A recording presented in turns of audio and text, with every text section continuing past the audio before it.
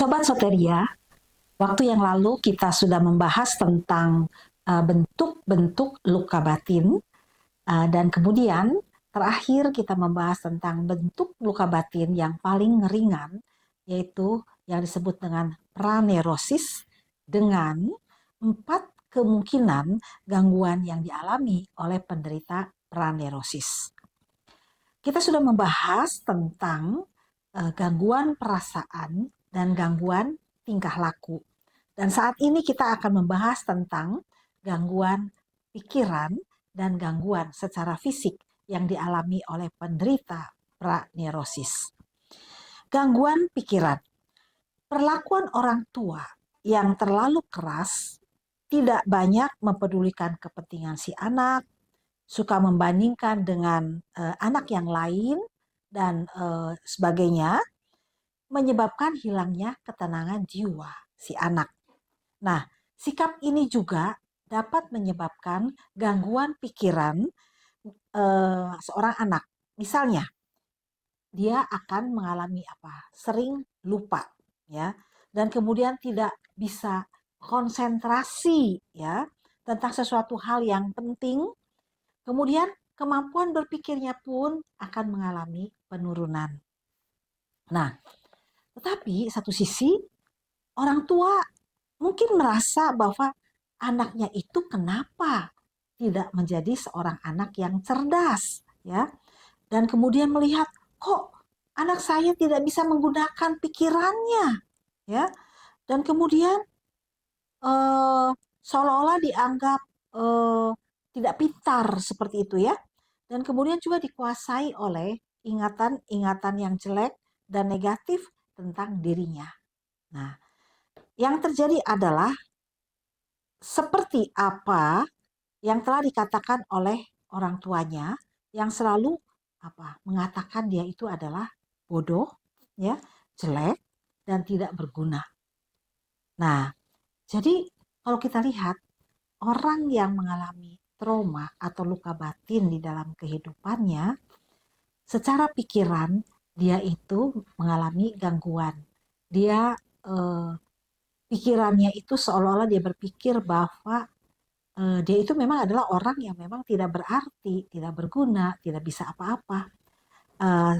Sama seperti yang selalu dia dengar dengan apa yang dikatakan oleh orang tuanya pada masa kecil, ya. Nah, sehingga akhirnya si anak itu percaya, ya, kalau orang tuanya dulu sering mengatakan dia itu sesuatu hal yang memang tidak baik, ya, dalam pikirannya tertanam bahwa memang dia itu seperti itu, ya, orang yang memang tidak bisa apa-apa, orang yang bodoh, ya, orang yang tidak ada gunanya, itu memang di dalam alam bawah sadar dia itu tersimpan, gitu. Nah, jadi tidak heran kalau seseorang itu pikirannya terganggu dengan pikiran-pikiran yang jelek, yang negatif, seperti apa yang dikatakan oleh orang tuanya pada waktu dia kecil, akan membuat anak ini bertumbuh menjadi dewasa, menjadi orang yang pasif dan seringkali tidak berinisiatif, ya. Kenapa? Ya karena di alam bawah sadarnya, ya, dia itu percaya kepada kebohongan atau dusta, ya, yang dikatakan oleh orang tua atau orang yang membesarkan dia, ya. Jadi tentang semua apa yang telah dia dengar mengenai dirinya, ya. Nah, itulah. Jadi kalau kita lihat di sini betapa pengaruhnya sangat besar kalau orang yang membesarkan seorang anak itu selalu mengatakan yang negatif, yang tidak baik, yang merendahkan di dalam diri seorang anak. Itu akan mempengaruhi dia ketika dia menjadi dewasa. Walaupun mungkin ketika dia dewasa, sebetulnya dia itu adalah seorang yang memang bisa gitu ya, mampu, dan bahkan orang yang cerdas, yang pintar, yang kreatif sebetulnya, ya. Tapi itu kalau pikirannya dipenuhi dengan pikiran yang memang tidak baik tentang dirinya, seperti apa yang dikatakan oleh orang tuanya pada waktu kecil, itu akan membuat dia tidak berdaya, ya, tidak berdaya. Karena seolah-olah dia percaya dengan apa yang dikatakan oleh orang tuanya dulu. Jadi itu terekam di dalam pikirannya. Dan tentu saja ini akan menghambat keberhasilan dia pada saat dia menjadi dewasa. Ya, terhambat oleh apa? Terhambat oleh pikirannya sendiri atau cara berpikirnya yang tidak baik, ya, yang jelek tentang dirinya sendiri. Kemudian orang yang mengalami luka batin, dia juga akan mengalami gangguan secara fisik. Mengapa?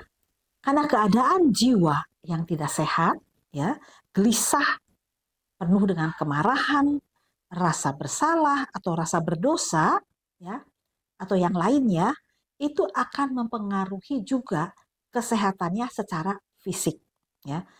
Yang disebut kalau kita istilahnya itu adalah secara psikologis itu adalah psikosomatik, ya. Jadi satu penyakit pada tubuh yang disebabkan oleh konflik-konflik psikologis dan kecemasan-kecemasan yang kronis yang ada di dalam diri seseorang. Nah, konflik psikologis, stres dan frustrasi bisa menimbulkan penyakit-penyakit dalam diri seseorang. Misalnya, ya, kalau orang sering bisulan, ya, itu juga bisa karena apa? Ada tekanan di dalam dirinya, ya, atau sering sakit kepala, ya, mengalami penyakit kulit, ya, gatal-gatal, eksim, begitu. Bahkan kalau sering masih misalnya muda mengalami tekanan darah tinggi atau tekanan darah rendah, ya, bahkan sering mengalami rasa sesak nafas, ya, gangguan pencernaan dan sebagainya, ya. Nah, eh, itu kalau kita lihat, ya, orang yang jiwanya tidak sehat, ya, cenderung secara fisik tidak sehat juga, ya. Jadi kalau kita lihat memang kalau seseorang yang jiwanya sehat itu cenderung juga memiliki tubuh yang sehat, ya, yang sehat. Tapi kalau dia itu jiwanya tidak sehat, cenderung memiliki tubuh yang tidak sehat juga, begitu, ya, Bapak Ibu. Jadi jelas bahwa eh, perasaan itu mempengaruhi, ya, seseorang, tingkah lakunya juga terganggu dan pikirannya dan kemudian juga secara fisik. Nah ini, jadi kalau kita lihat eh, ini sangat penting sekali bahwa seseorang yang mengalami luka batin dalam kehidupannya, walaupun itu dalam tingkat yang ringan sekalipun, itu harus dibereskan dan diselesaikan, ya. Karena kalau tidak, itu akan membuat seseorang itu menjadi tidak produktif dalam kehidupannya karena banyak hambatan, ya. Jadi eh, pikiran seseorang itu sangat mempengaruhi dalam orang itu merasa dan bertindak dalam kehidupannya dan juga mempengaruhi secara fisik, ya. Jadi Bapak Ibu, jika ada yang memang mengalami pernah mengalami luka batin atau trauma masa lalu, sebaiknya ini memang harus diselesaikan dan dibereskan sehingga uh, orang itu akan mengalami satu kehidupan yang diperbaharui dan kemudian bisa kembali menjadi orang yang produktif di dalam kehidupannya.